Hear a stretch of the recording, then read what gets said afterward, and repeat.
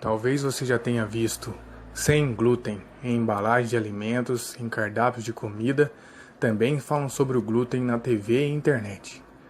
Mas o que é glúten? O glúten é um material proteico insolúvel constituído de duas proteínas, chamadas gliadina e glutamina. O glúten é encontrado em alguns grãos, especialmente trigo, centeio e cevada. O glúten é responsável pela consistência elástica da massa e pela mastigabilidade dos alimentos, feitos com farinha de trigo, como pães, bolos, bolachas, macarrão, cerveja, pizza, entre outros alimentos. Para algumas pessoas, esses alimentos causam problemas, ou seja, alergia ao trigo, doença celíaca e sensibilidade não celíaca ao glúten.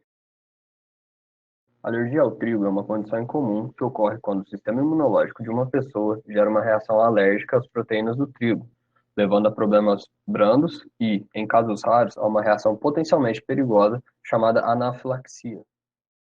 A doença celíaca é uma doença herdada na qual comer alimentos com glúten leva a inflamação e danos na parede do intestino delgado, levando a problemas como dor de barriga, inchaço, gases, diarreia, perda de peso, erupções na pele, problemas ósseos, como a osteoporose, carência de ferro, baixa estatura, infertilidade, fadiga e depressão.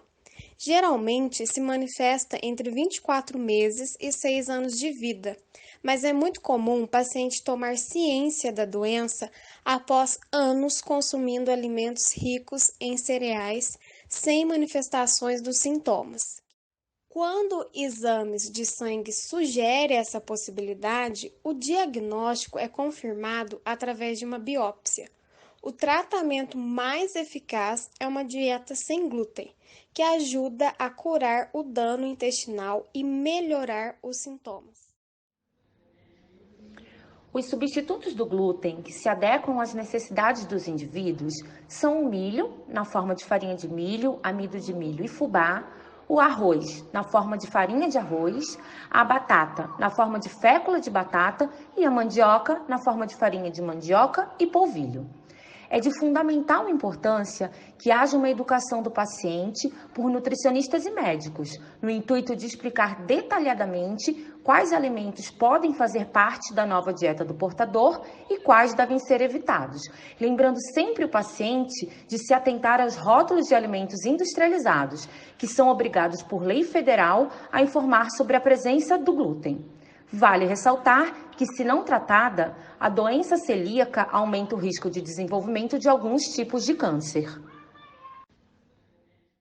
Algumas pessoas não apresentam a doença celíaca e nem alergia ao trigo, mas ainda assim têm sintomas ao comer alimentos com glúten.